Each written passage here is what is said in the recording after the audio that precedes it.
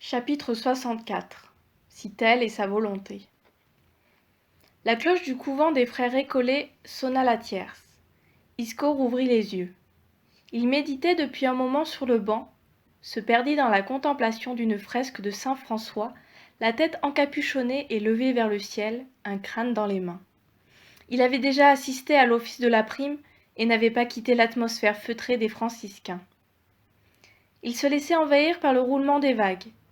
Le vent d'ouest qui soufflait de l'Atlantique depuis 2 jours poussait les flots à l'assaut des épais murs en pierre du couvent des Récollets.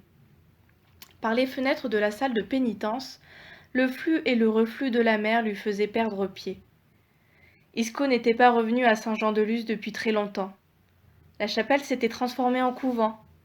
Nicolas Colvart lui avait accordé ce détour par le Pays basque en lui faisant promettre un retour rapide à Amsterdam. Isco avait promis. Il n'avait pas le choix. Il s'était engagé auprès d'Ambrosius et il devait tenir parole s'il voulait revenir en Suède, en Laponie. Les semaines passées à Amsterdam avant de mettre le cap vers sa ville natale l'avaient impressionné. Il pensait avoir vu une ville empire à Lisbonne. Il avait découvert une cité-monde à Amsterdam. Toutes les richesses semblaient s'y concentrer. Et il devait bien avouer qu'il lui tardait d'explorer la nouvelle capitale de l'Europe. Il reporta son regard sur la croix accrochée au mur blanc, plongea le front dans ses mains jointes et récita à nouveau « Je vous salue ». Les paroles sortaient d'elles-mêmes, sans restreindre sa liberté de penser. Marcus devait traîner le long de la Nivelle. Pasquale chassait la baleine en Terre-Neuve ou au large du Groenland. Colvart l'attendait. Il lui avait reparlé de sa fille Mechken, de ses affaires à développer, Marie pleine de grâce.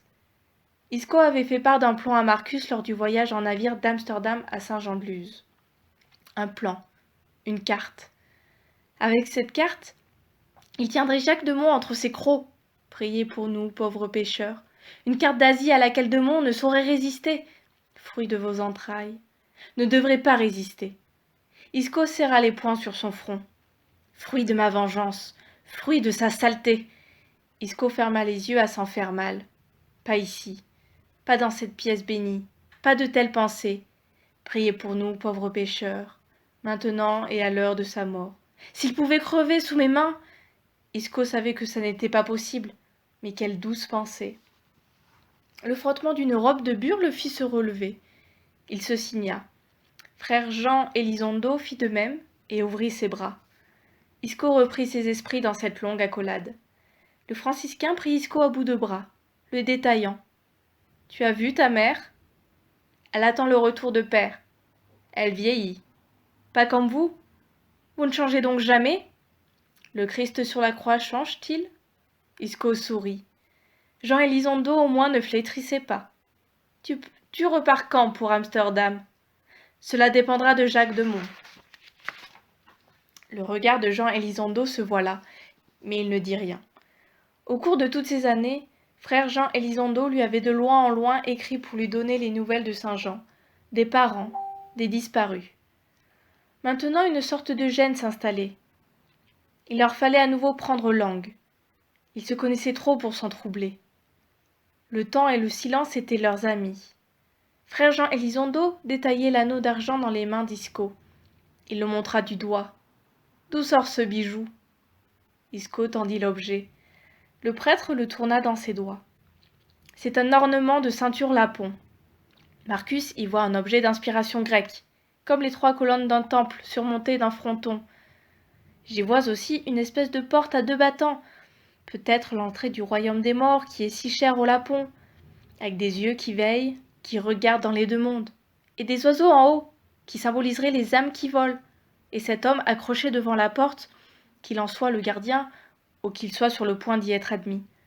Chez les Lapons, il est de tradition de suivre ces morts. Leur âme est vivante. Ils font partie de la famille à l'égal des vivants. Frère Jean Elizondo écoutait avec attention, sans quitter des yeux l'ornement. Isco s'étonna que le religieux ne s'offusque pas. « Peut-être, finit-il par lâcher. C'est intéressant et ton interprétation en dit long sur ta connaissance de leur monde. Mais cela ressemble aussi étrangement à un M, tu ne trouves pas ?» Isco regarda plus attentivement la pièce d'argent. À la vérité, Il avait cessé de se poser la question sur le dessin à l'intérieur de cet anneau. L'explication à laquelle Marcus et lui étaient parvenus faisait sens. Un M?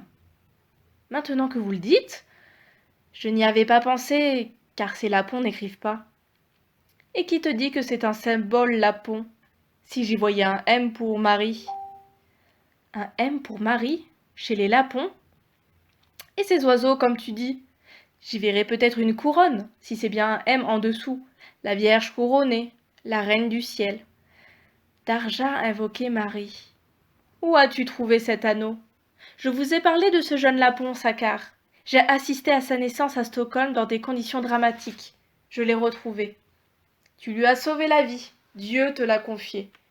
Comme vous y allez, comment pourrait-il en être autrement dans ce monde où la vie n'a de sens qu'à l'ombre du Seigneur?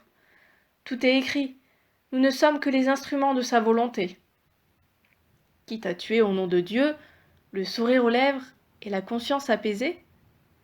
Si telle est sa volonté, la joie est dans l'instant que le Seigneur t'offre.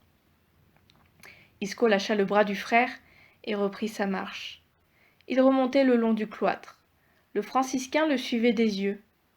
Isco marchait d'un pas vif, bousculant des frères qui sortaient du réfectoire, ne s'arrêtant pas. Au nom de Dieu! Il revint à son point de départ.